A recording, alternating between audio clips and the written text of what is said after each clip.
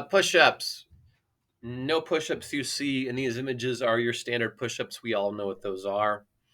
Um, so I've shown these images of modifications. You see the man with his feet on that flat bench. That is a modified handstand push-up. You see the guy at the bottom, the shirtless guy. He is doing a pike push-up.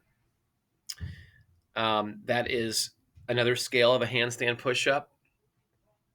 It just gives that, it just kind of changes the distribution of weight, and it engages different muscles than a normal push-up would. The gal in the bluish green top in the upper right corner, she is doing a modified push-up. I emphasize that these are not girl push-ups. Um, I just don't believe that makes any sense, regardless of how you feel.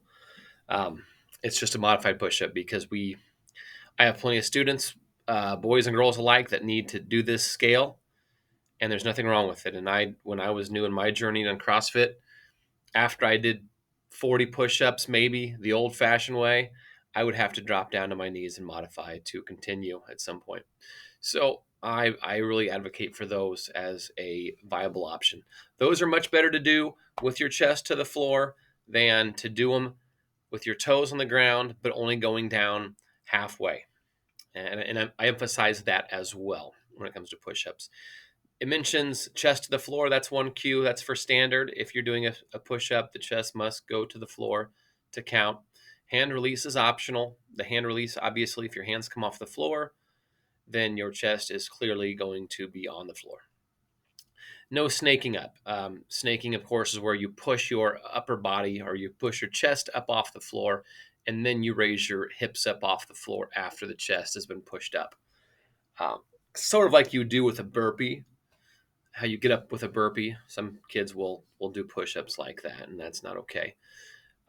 Scales, we just kind of covered that. The images are for that. The pike push-ups are not an easier scale. Um, I don't know that they're harder. I think it's just kind of a pick your poison. Depends on the person and their strengths and where they're stronger at. But it is going to work a different muscle group, or some different muscle groups, and give a little bit different stimulus. And it will help build up towards that handstand push-up if that's something you want to do.